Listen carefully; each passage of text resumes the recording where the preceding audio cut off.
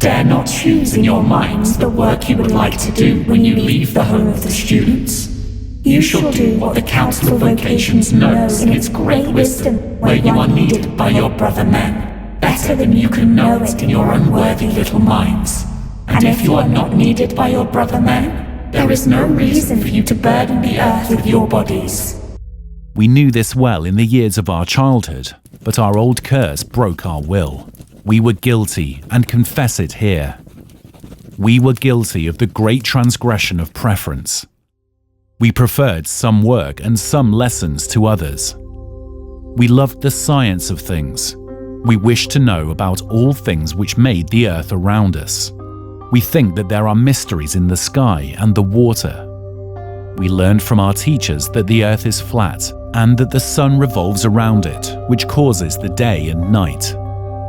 We learned how to bleed men to cure them of all ailments. We loved the science of things. And in the secret hour, when we awoke and there were no brothers around us, but only their shapes in the beds and their snores, we closed our eyes, held our lips shut, stopped our breath that no shudder might let our brothers guess that we wished that we would be sent to the home of the scholars. All of the great modern inventions come from the home of the scholars, such as the newest one, which was found only 100 years ago. How to make candles from wax and string, and also how to make glass, which is put in our windows to protect us from the rain. To find these things, the scholars must study the earth and learn from the sands and the winds and the rocks. If we went to the home of the scholars, we could learn from these also. We could ask questions of these, for they do not forbid questions. Questions give us no rest. We must know that we may know. So we wished to be sent to the home of the scholars. We wished it so much that our hands trembled under the blankets, and we bit our arm to stop that other pain that we could not endure. It was evil, and we dared not face our brothers in the morning. And we were punished when the Council of Vocations came to give us our life mandates, which tell those who reach their 15th birthday what their work will be for the rest of their days.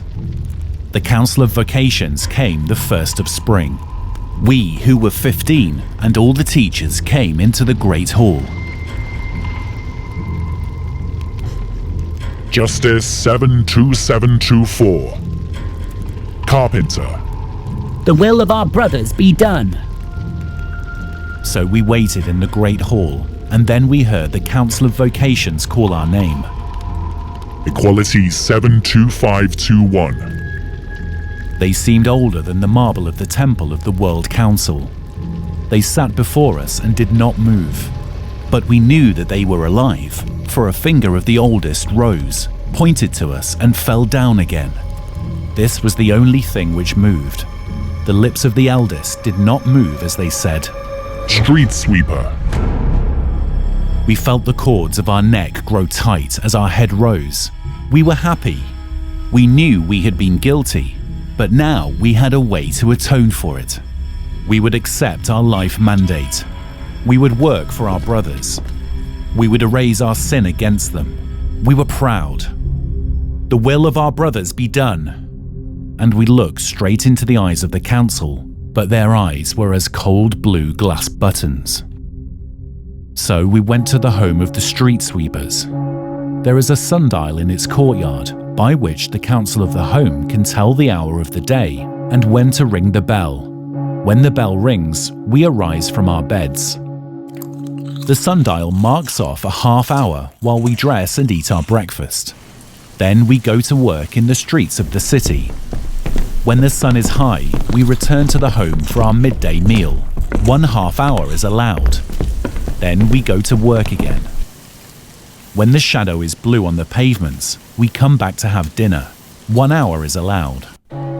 Then the bell rings and we walk to one of the city halls for the social meeting. Other columns of men arrive from the homes of the different trades. The candles are lit and the councils of the different homes stand in a pulpit. They speak to us of our duties and of our brother men. Then visiting leaders mount the pulpit and they read to us the speeches made in the city council that day, for the city council represents all men. Then we sing hymns, the hymn of brotherhood, the hymn of equality, the hymn of the collective spirit. Then we walk to the city theatre for 3 hours of social recreation. There is a play up on the stage from the home of the actors, which we speak and answer all together in 2 great voices. The plays are about toil and how good it is. Then we walk back to the homes. The sky is like a black sieve, pierced by silver drops that tremble, ready to burst through. We go to our beds, and we sleep till the bell rings again. The sleeping halls are white and clean, and bare of all things save 100 beds. Thus we have lived each day of 4 years, until 2 springs ago when our crime happened.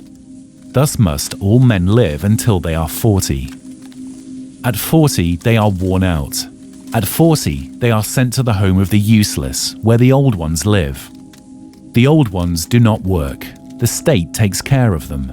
They sit in the sun in summer, and they sit by the fire in winter. They do not speak, for they are weary. The old ones know that they are soon to die. When a miracle happens, and some live to be 45, they are the ancient ones. Such is to be our life, and that of all our brothers and of the brothers who came before us. Such would have been our life had we not committed our crime, which changed all things for us. We had been a good street sweeper, save for our cursed wish to know. We looked too long at the stars at night, and at the trees and at the earth. And when we cleaned the home of the scholars, we gathered the glass vials, the pieces of metal, the dried bones which they had discarded. We wished to keep these things and to study them. And then we made the discovery